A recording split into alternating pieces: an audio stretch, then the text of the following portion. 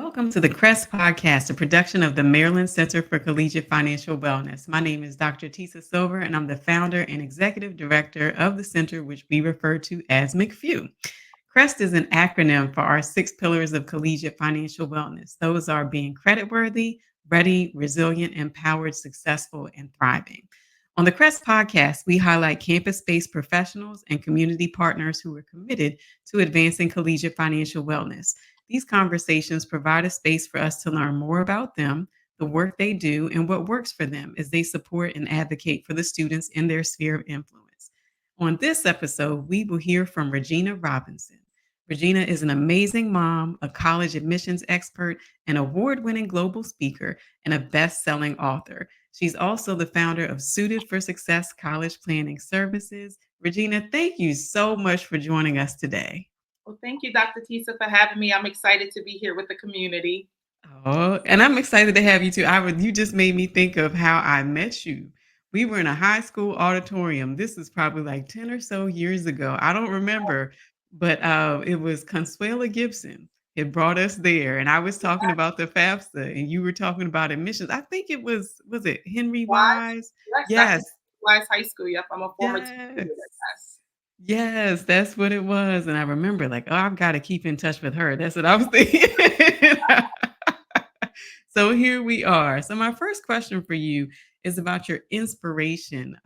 Why did you start Suited for Success? And the second part of that question is I want you to think about the challenges that your students were facing back then when you started it and compare that to the challenges that they're facing now and tell us what's changed and what stayed the same.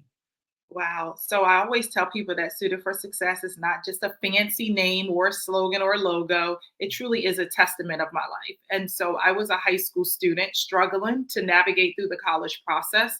I knew I wanted to attend college, but because I was a first generation student, I had no idea how I was going to get off to college. So just like our counselors are somewhat still doing now, they were like the applications apply, complete the FAFSA, take your test. And back then there were only what SAT, ACT didn't even exist on the East Coast.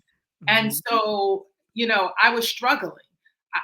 My mom didn't know how to help me. She wanted to, but just didn't know how, or my dad. So it was a struggle for me. And so when I started being a high school teacher, and I would be amongst other students and would see them struggling the way I struggled, whether they was first generation or not. Because I'm sure just because I was a first generation college student, there were other high school students that were not first generation that were still struggling, because it's not the same when our parents or our parents' parents went to college. Everything changes every year. And so I found these students to still be struggling as well. And so my goal was every school I worked at, it was my mission to become the senior class advisor or to work with the graduating senior class, because I didn't want these students to feel the way I felt when I was going through the college process. And so the way Suited for Success kind of came about is it's crazy, because I used to teach at a Duke Ellington School of the Arts, and I was teaching entrepreneurship. And the students was like, well, Ms. Robinson, if we could tell you what your business is, would you be willing to listen? We were doing vision boards at the time. And so I said, all right, whatever, I don't have a business. I'm just helping you guys create a business. And so Mhm. they said, your business is these seniors coming in here, monopolizing our classroom time. Asking, that is your business. And Okay. so literally it birthed in, and I did a college tour. And the reason was the year I was a junior in high school going into my senior year, one of my girlfriends brought a college tour flyer to school. And we all said, we should go, we should go. And we always like, we gonna go, we gonna go. Now, mind you, none of us knew how our parents was gonna afford to pay for this. We were just, but just like any other parent, we make a way, right? We do what we need to do that's necessary to make sure our students have what they need to be successful. And so my mom did whatever it took to make sure I was able to go on that college tour. And so I started a college tour. And I said, well, I don't even know. I had just come over to Duke Ellington from Prince George's County Public Schools, where most kids knew me there. And I said, I don't even know if kids are going to go on this tour. I put that tour out there. The bus didn't have an empty seat on it. And Wow. when we got back, parents said, okay, what now? Like, what are you going to do with my students now? And I'm kind of like, no, I was just trying to like taking them on the tour, And that's where Student for Success became full-fledged, a full college admissions process, services for helping you throughout the college process. But what I see different now than I saw there then was students are now more savvy, more computer tech. They have a lot more resources at their fingertips, right? And they have more zest, right? And not that I didn't back then, but there wasn't as much resources out there. And so there weren't more people like me who were college coaches. There weren't a lot of college fairs and, career fairs and things where you can go. And so what's different now is that, but there is still a group of students who are still being left behind. And that's the part, and that's why we are committed to supporting families to successfully win the game of college admissions. And it is such a game.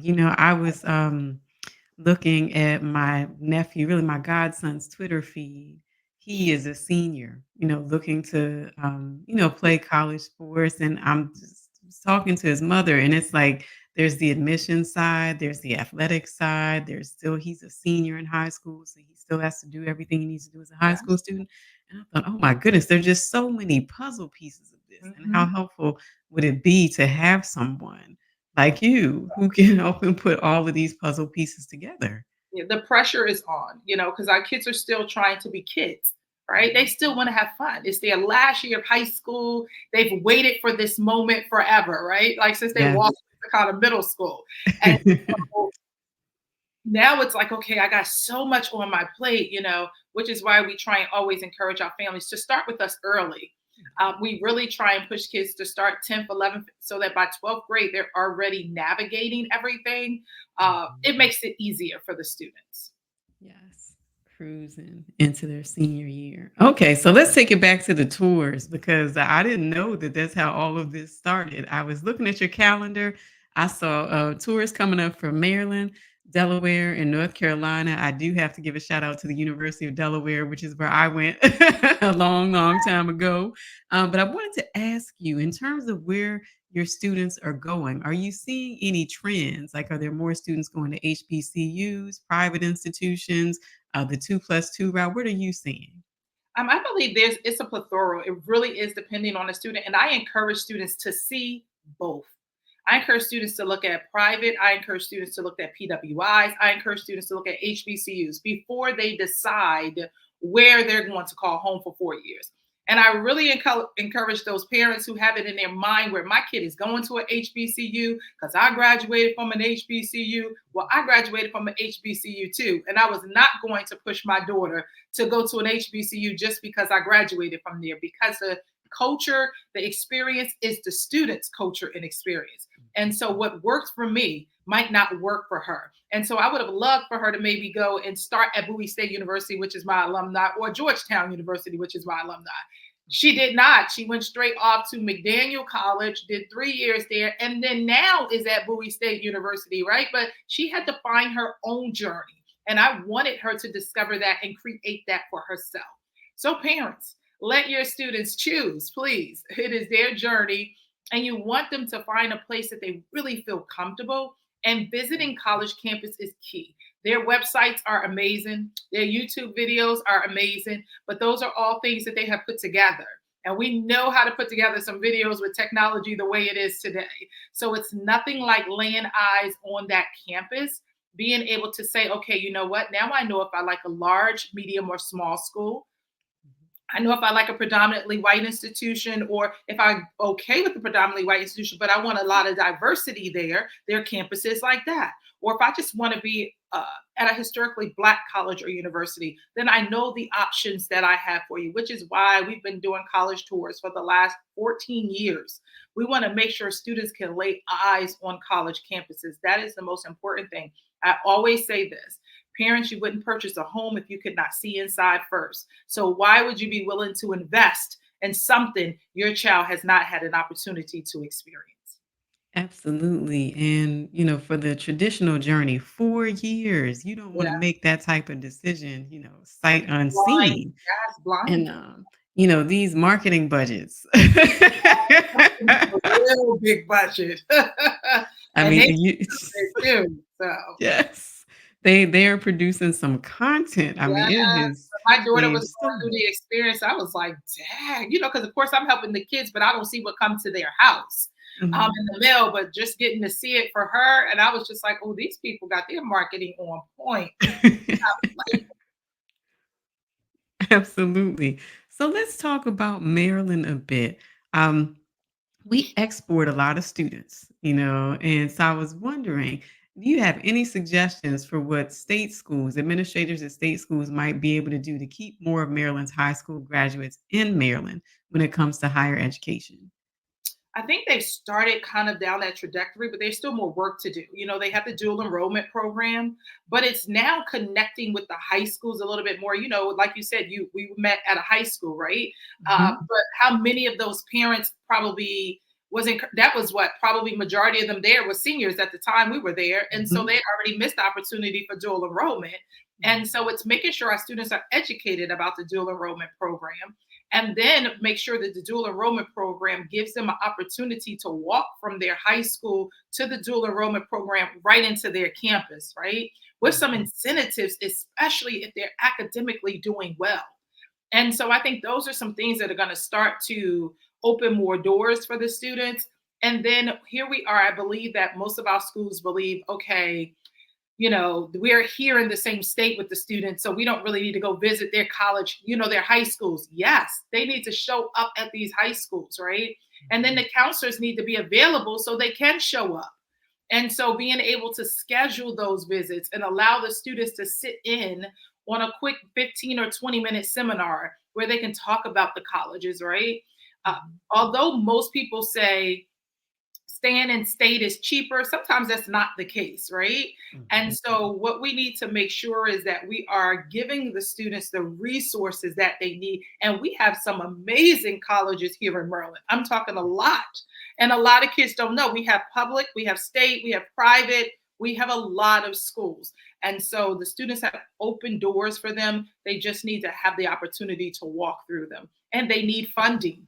Why stay in state when you're not getting any funding and that matches the same cost as an out of state school that your kid really wants to go to? The out of state school is going to win, right? They're going to take over.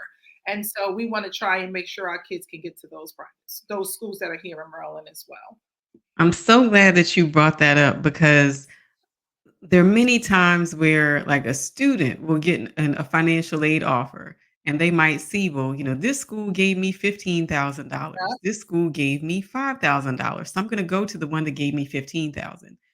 But if the one that gave you 15,000 costs 50, then that's not as attractive, as a school that Mhm, gave you mhm, 5,000 that only costs mhm. 10. So Yes, it's really important that absolutely. we get to that place of analyzing these offer letters, you know, just looking at what type of aid is offered. So this leads me right to the next question, which is about a master class coming up Oh, yes. through Suited for Success. It's the FAFSA, your key to college debt free. Now, the FAFSA, absolutely. I tell people the same thing. It's the key. It's going to unlock opportunities at the federal level, the state level, perhaps private or institutional scholarships. But this year, things are a little bit different with the 2024-2025 FAFSA. So I wanted to ask you, how have these changes affected the students that you're working with? So we're not talking about the one for the upcoming for seniors. So if the students are already freshmen in college and they've already been in school, that one Mhm. changed because it went from being open to October to December, and then it was even later. So a lot of schools got caught up in trying to, well, backlogged and trying to get their financial aid packages out in time. So you have a lot of parents and students who were backed up against the wall because they didn't want to choose the school and then they didn't have all the details. They didn't want to not choose the school and lose out. And so it was kind of like they were pulling. And so you had some schools who had to extend their May 1st deadline, right? So that they can, and because that's National Signing Day for seniors, but it really wasn't conducive because the FAFSA was so late and it was so backed up with processing. And then when they got everybody done, well, got everybody and opened the system, the state said they had to change something, and so they had to go back and redo and then prepare to send out to schools. And so I really thought that that was going to be kind of where they iron out all the kinks and come to find out they've not. And so now that we prepare to go into the 2025-2026 FAFSA season, where they should have either decided they were going to open on December 1st or go back to October 1st, they're doing the same thing they did last year, split this whole, oh, we'll come out October 1st, right? So that's just to try and make it seem like they've gotten better when they really haven't. And it's going to be a rollout. So, meaning only some parents will be able to start the process on October 1st. And then the others will be after December 1st. So, I'm not quite sure if that has just made more chaos, because now you're going to have families not knowing if they're in, or just struggling to figure out, where do I fall in? Is it October or is it December? How will I know? And technically, they don't even know how they will know yet. We don't even know how they will know yet, right? And so it's left the uncertainty for a second year in a row when things were already okay. They have finally balanced out with the FAFSA, and now we're back to the drawing board, it seems. Yeah, it's rough. I used to work in financial aid, so that's where a lot of my campus-based contacts are, and it's financial aid was not an easy place to be in the first place because it's typically understaffed, under-resourced Mhm. anyway. It's Yes. not like you want admissions to look good. You want your other Mhm. departments that are student facing to look good. And financial aid is kind of like, oh, well, we just gotta have them because they, Yeah, which do what that they do to get the department is money. probably, I believe, the most important department, not even admissions, Yes. right? Because Yes. at the end of the day, admissions just says yes or no. But Mhm. what makes parents decide to come is what comes from that financial aid office. And I Yeah. think colleges have to start to kind of revitalize how they look at things, because they focus a lot on admissions. But what they need to be focusing more on is, okay, how do we create the best package that's going to entice them to say that we are the choice? Because they already thought you were the choice when they applied. So now what really makes the difference is, will you be the choice financially? See, you were the choice for the student of whether they like the school or not, right? Or the parents Mhm. do. But what makes the deciding factor is whether the parents can afford to send their child to that particular school for the opportunity that they have offered. That's the key. I totally agree. And for anyone who's listening in higher ed with some budget making authority, I strongly encourage you to just revisit how much you're allocating toward financial aid because it's truly critical. I used to say when I was in the office, if this office stopped working for just 1 or 2 days, Yeah. you know how disruptive that would be to a campus? That's like a revenue center. If financial aid doesn't do what they need to do, then money doesn't come in. Bills don't get paid. Professors don't get paid. Like there's just so much that comes from that one spot. And to know that it's chronically understaffed and under resourced, it just doesn't make sense to me. Yeah. So I hope that things like this will help more senior level leaders see how important it is to have a financial aid operation that is fully staffed, Mhm. that invests in professional development and things to help the financial aid administrators deal with these types of challenges. Because, like you said, we're going into year two of Yeah. something similar. And for some, I'm oh no, go ahead. I'm sorry. Oh, I was No, gonna say, I am optimistic that, things will get better once this new mhm. FAFSA gets worked out, but we gotta plan for the meantime, and it's gonna be rough before it gets better. Yes. And I think for me is I would put the charge out there as well with you to all institutions for their financial aid department. I have to say that is the most daunting department to be in connection with. It's hard to get someone. It's hard to Mhm. get answers. And these families are trying to figure this out. And for some, the deciding factor to choose someone else, meaning a different school, is because your financial aid office is not in order, right? So, because if a parent is between two offers and they can reach one school and their financial aid officers and advisors are very helpful, and then they reach another one and they're not helpful, where do you think they're going to choose to invest their dollars? And so I think it is a charge for the people. I understand, and it's on two sides because this is where they need to staff their office, like you said, because the people who are in there, which this does not give them a pass, they're overworked, they're Yes. overwhelmed, and they can't service everyone. But again, the school is offering to be of service to these families for these families to pay into and invest in to their child's education. And I think that is a must for the financial aid offices to have a 360, because Mhm. right now that is the biggest complaint in the college admissions world from students and parents.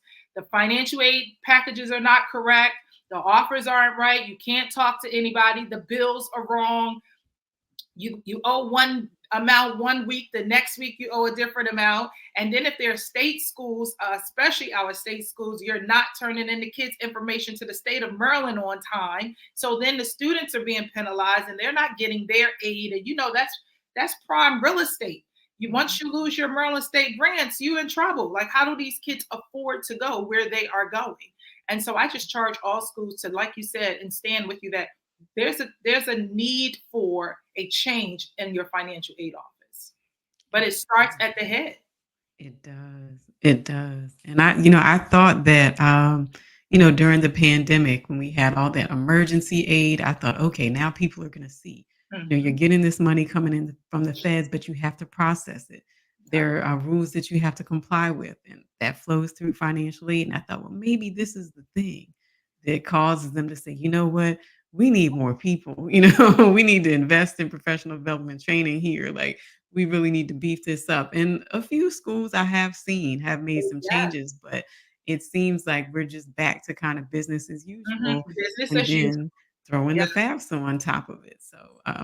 just And I that's have to. those and that's the Okay. big thing. Those schools that have made the changes are getting the students, because Hmm. they made the changes, right? They gave that money out. They made students aware that that money existed. You know, what I mean, colleges didn't even make sure their kids knew that money was available to them.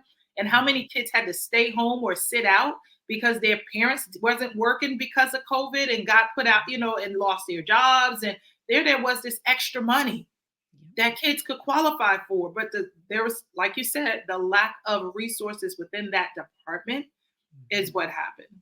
Yes, truly. And so when I hear all of this about the parents who were, laid off or had their work disrupted due to the pandemic, how the students' lives were disrupted, I think about different campus support services that can help with that. And so I wanted to pivot a little bit to your mentorship program, because finance is one side, admissions is another side, but once they're there, there Yeah. is so much happening on the campus. So I wanted to ask you to tell us a bit about the importance of the village. We've all heard it takes a village. That can be on campus and off campus. Tell us about that village that it takes to support a student, especially during that freshman year.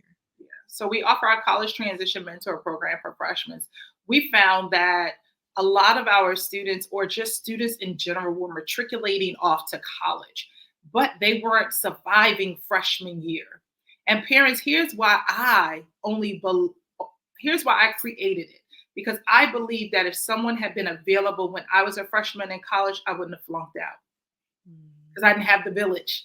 I didn't have the resources, right? Because I wasn't calling my mother, telling her I was struggling in classes. Why? Because I knew she couldn't help me with that. I was going home every other weekend, right? Catching rides. And I was going to all the parties. I didn't quite know what a balance meant. And I remember, and no one told me, like I tell my kids now, high school and college are two different things. And so here's what I've seen in the years that we've created. The mentor program has been launched for 3 years now. Here's what I've seen in the trajectory. College is not a place for you to go to survive. College is an opportunity for you to thrive and become the greatest version of yourself. And I am determined for every student who goes through our mentor program to do just that. Our students should not be waiting to their senior year of college to have an internship. They should be interning starting sophomore year all the way through, so that a job chooses them and they don't have to choose a job, because they have offers lined up before they can get out of their college campus. And in fact, they got people asking, well, can you just come work during the summertime? So they're not struggling as students over the summer either financially. They understand that they are accountable for themselves and they know how to advocate for themselves. And so a lot of my students, they go off and they're immediately plagued with their schedule, just like they are in high school. Parents, you don't think things are changing just because they're going off to college. And Mhm. so immediately schedule changes. They don't know where to turn, what not to do. There's a drop in ag time period. Most students miss it. Most. There is an opportunity for you to, before picking professors, to look online at the rating of these professors so Mhm. that you already know when your schedule come out. If you got that particular professor on your schedule, you already running to try and figure out dropping head. Right? Like, you're like, I'm running to the dropping ad session. Um, Mhm.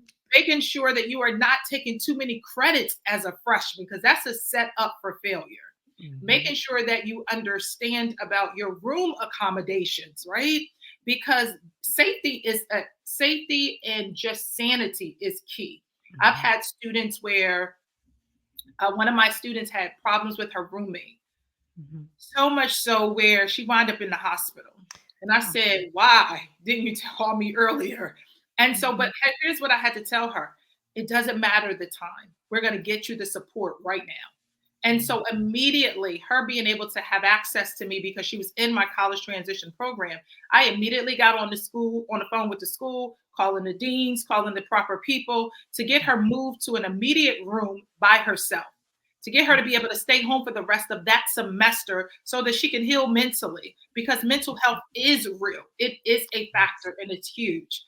And so it's having those resources. You deserve the right resources, but you have to know what resources are available to you. Knowing when to drop a class. So knowing when to withdraw. If you are struggling and you are not doing well, you have until withdraw time to withdraw.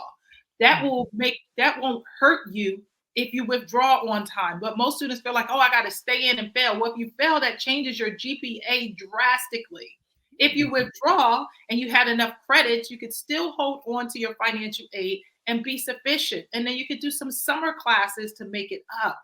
So there's so many things that our students need. They need to understand about holding their professors accountable. I tell my students, and I tell you guys, so you can have this as a nugget as well. You should have a class buddy in every class. And I'm Mhm. not talking about the buddy that don't come to class, because that ain't a buddy. I'm not a buddy.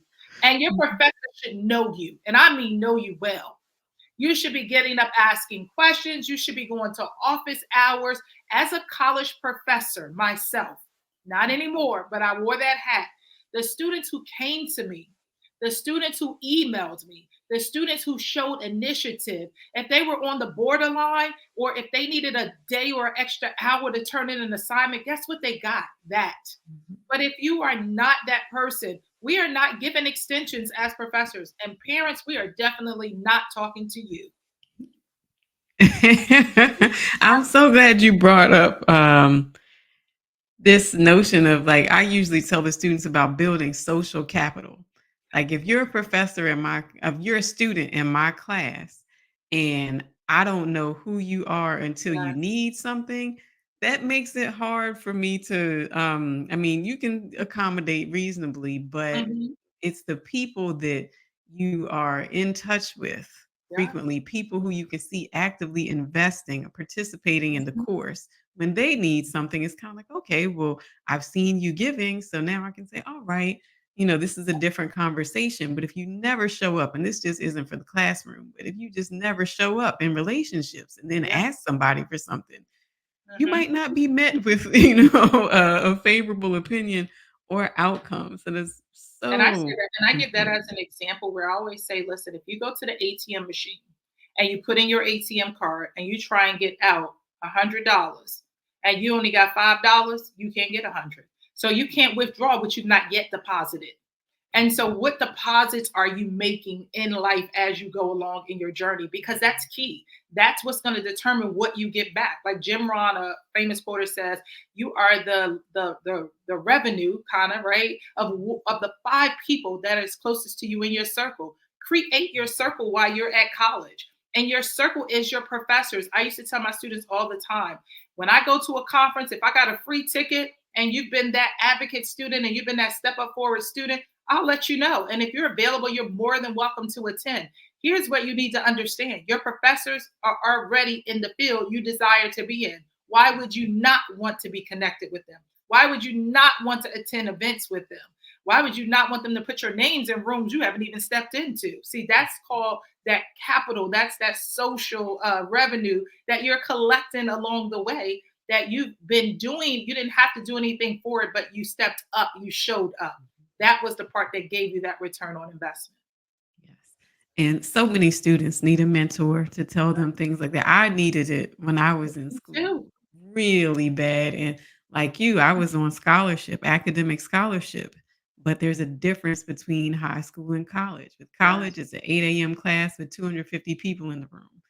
I'm Mhm. not raising my hand to ask a question, Yes. back then at least. And, just got caught up in that, lost my scholarship and had to work and get it back too. That's And I know that having a mentor would have made such the difference. Um, I want to shift gears a little bit so that you can tell us about your book, which is Winning the Game of College Admissions. Just tell us about the book, but also tell us a bit. What do you think about how the game has changed in recent years? Because we've had a lot of changes. The FAFSA was one set. There were some Supreme Court rulings on admissions. Like there's been a lot going on. So the game, tell us about how the game looks to you now. Oh yes. So Amazon ranks my book number one for helping high school state families get into college. And so so I always say college is a game. And here's the deal. Colleges are businesses. And they're in the business of making money. And whose money do they want? Yours. But when you have the moves to be able to play your chess pieces, you can get some of their money so that you're not spending all of your parents' money and your money to actually go and attend college. And so there are facets of the college process. You can't do some and not all, so that you can make sure you position yourself for getting into college. They've now changed these colleges, the application process alone is now, most parents are trying to help their students with the tools they did 20 years ago. There wasn't even online applications 20 years ago. You could only apply via paper and in the mail. Mhm. So it's totally changed, right? You didn't even have SAT, ACT, and test optional. You only had maybe SAT depending on where you lived, or ACT depending on if you were on the West Coast or the East Coast. And so that part of the process have changed. Then you have the FAFSA, which has totally changed. And so you had where back in the day, most students and parents didn't complete the FAFSA because they said they didn't want the government in their business. Well, they already know everything about you. Nothing is a secret. So go ahead and fill that FAFSA out, because Mhm. don't you miss out on getting your students some possible money that you're going to now miss out on. And who does not want money that you don't Mhm. have to pay back, parents? So please don't worry about somebody being in your business, quote unquote. They already know everything anyway. Mhm. The FAFSA form protects you, so they're not really in your business. And so that's a myth.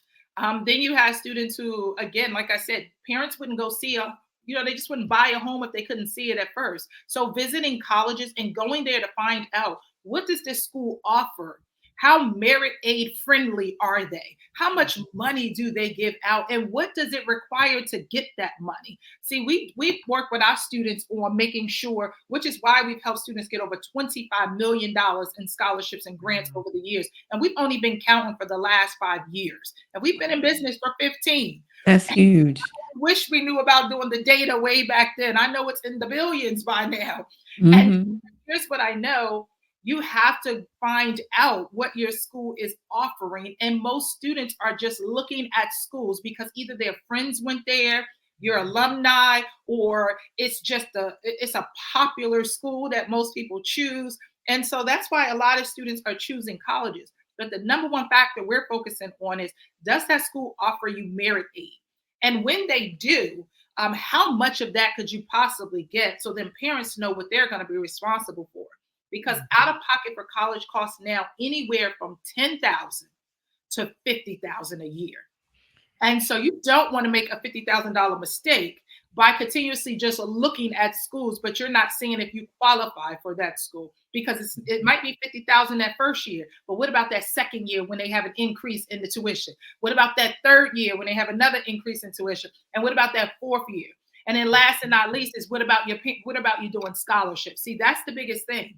Our students are not doing scholarships. And so parents, that's because they think you're rich. Why? Because you buy everything they want on the regular basis, that when it comes time for this, they're like, okay, I'm coasting. I'm not doing this or I'm not doing that. And they're not in a pro-structured environment where they have the tools and resources to even know how to do something like that, which is why we also have a scholarship membership that parents and students can enroll in. There are so many ways that you can make sure your pieces are moving on the board strategically so that you stand out in the crowd.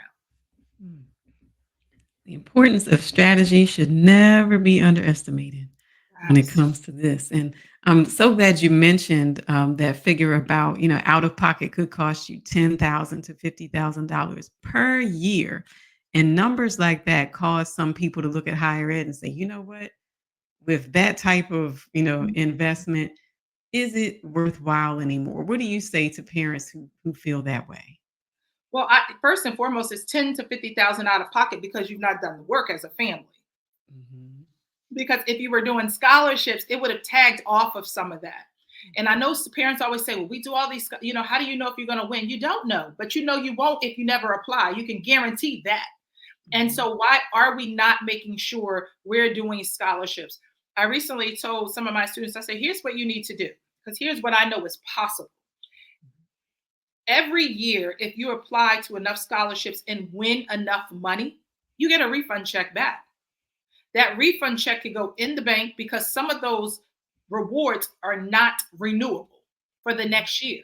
So now you have the money sitting in the bank, so you could take that out when the next year comes that you might need that money to pay off that balance. But let's say you don't need that money, so now it's just sitting in the bank, but it's sitting in an online bank making you some good interest.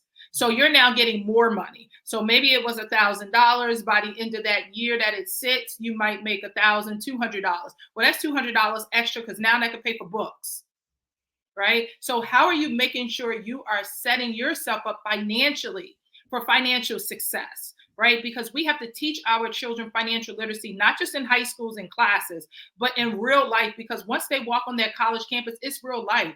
You realize if you just run it, if you pause right now and you have a college sophomore, because that means they've already kind of gone through it. If you run back your receipts from freshman year of how much they spent, run your Mhm. receipts now at the end of sophomore year, the money is going up. Why? Because the cost of living is going up. So Mhm. if they don't understand the capacity of financial resources, they're just Uber Eats eating every other day. When you paid, right? When you've already paid over 10,000 probably for a meal plan. Mm. And so they need to go to the cafeteria and figure out what they really love and what they don't love, and work on what they love.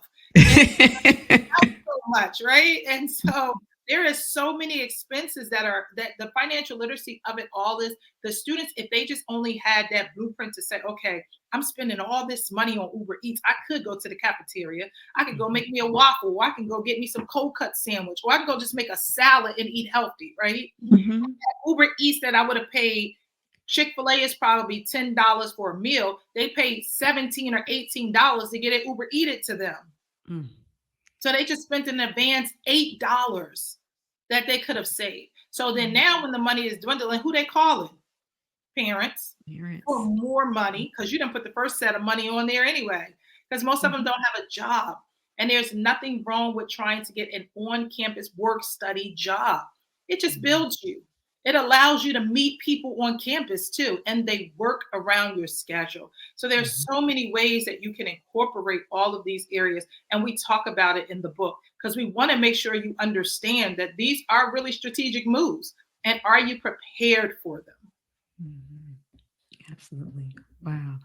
Well, thank you so much for all of this. I've been taking notes and putting stars next to things. So there are more takeaways, but the ones that really stood out to me, this last one you said, run your receipts.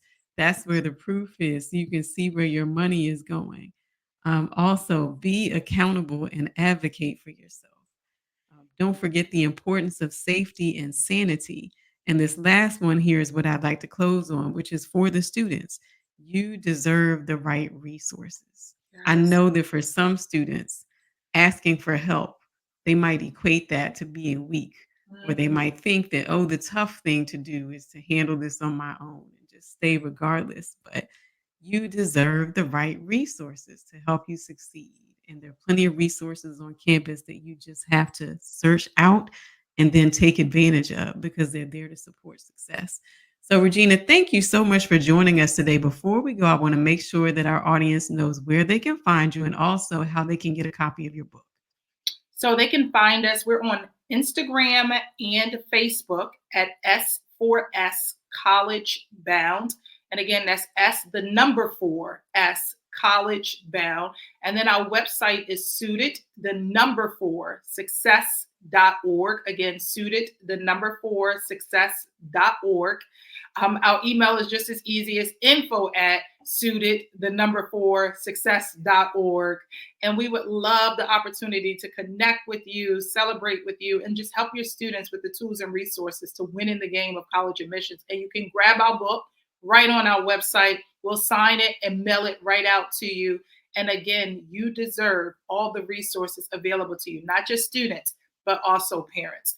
And students, remember, speak up, be loud, but be loud in order, and make sure your voice is heard. Don't silence your voice. Make sure you step on your campus, own who you are, and allow yourself to become the greatest version that you have been purposed in this life. Wow. All right. Well, thank you. We need to get a t-shirt with all that, But thank you so much for joining us today, everyone. Just a reminder, my guest is Regina Robinson, founder of Suited for Success College Planning Services. Please do make sure that you visit her online and follow her on social media. My name is Dr. Tisa Silver Kennedy, founder and executive director of the Maryland Center for Collegiate Financial Wellness. I hope you've enjoyed this episode of the CRREST podcast. If you'd like to listen to other episodes, please do visit us online at mccfw.org. And until next time, be well.